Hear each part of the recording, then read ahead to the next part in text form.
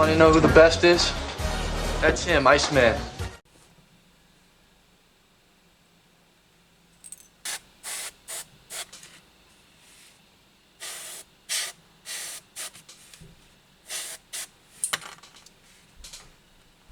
Edit that bit out. Shiny. So after putting down that titanium on those compressor faces, you can see I've put a wash on this side, one on the left here. So I'm just going to put one on the right. Very quickly, just going to put down a little bit of enamel thinner just to give it something to sit on, because I find the Tamiya one is a little bit too thick. So I'm just going to do that in lieu of just putting a gloss coat on. I'll just spread a bit of that on, and then we get the Tamiya black and just let that go by capillary action. Just give it a bit of definition. So around the edges there, and yeah, that'll probably do it, because you're not going to see much of this through the intake. So I just want to get those blades defined a bit better, and there we go. Time to paint the intakes, and one of my chickens in the background there is very excited about that. So I'm going to paint most of it in US Navy white. I'll see if I can put a reference photo up here, but actually there's two colours that go down in here. The lower grey colour, ghost grey I think it is, actually has a bit of a demarcation line there, but the rest of this is white. And I'll just grab the aircraft model, the airframe, this big beastie. So I've already painted. No, not that bit. I can't get into camera, that's too big. I've already painted these back areas in this white, and I'm using a sort of a dirty sort of a pattern there. I might dirty that up even more, because a lot of grime and things get caught in those intakes. So let's get stuck into it. I'll start with the left one. So basically I just need to paint the back here, going up to about, I'm just looking at my reference photo, about there. Oops, did too much. I'll edit that bit out.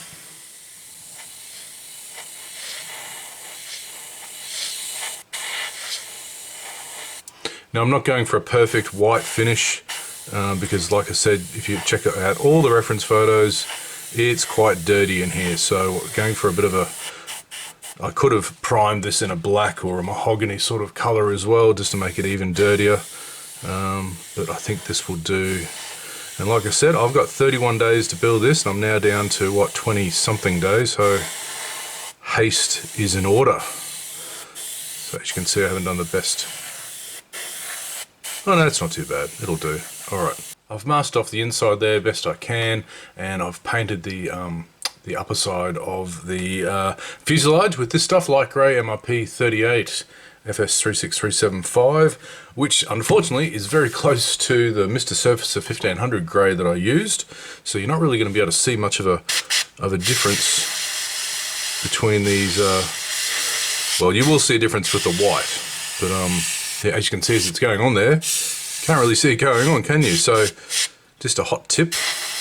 I don't know why I used the grey. I should have put down a black primer, but whatever. And my other airbrush, this is normally my go-to utility airbrush, my really nice one. For some reason the trigger's not working on it, so I'll have to take that apart tonight and have a good look at it. So I'm just going to put down this grey. I'm not going for a uniform sort of look, just a bit of coverage here and there, because I'm going to weather it a bit.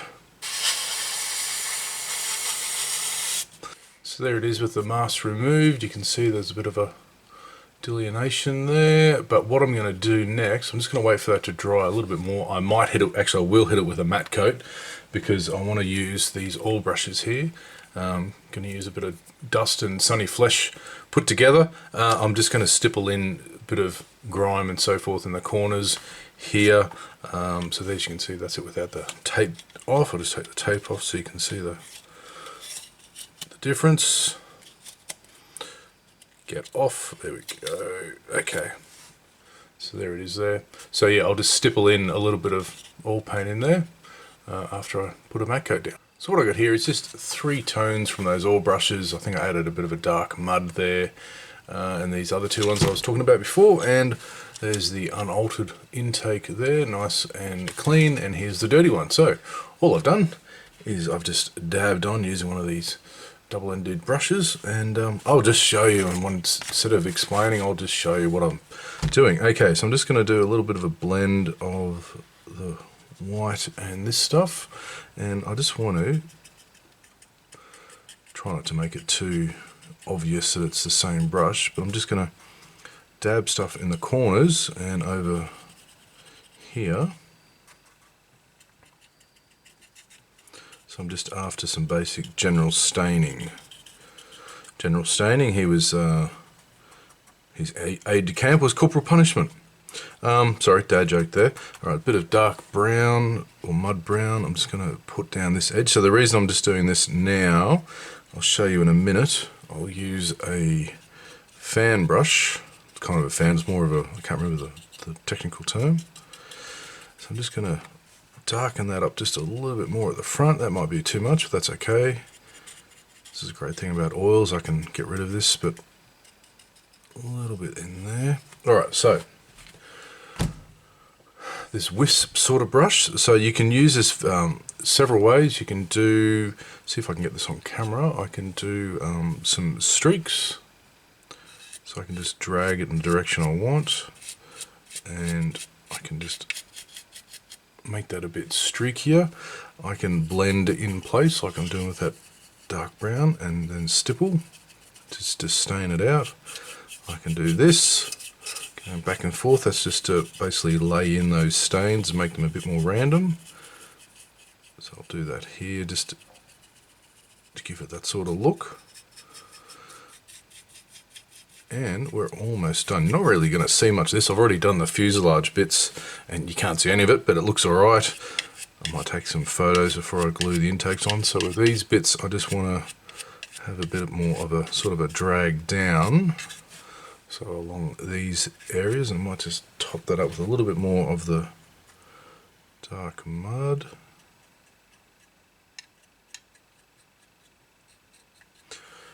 And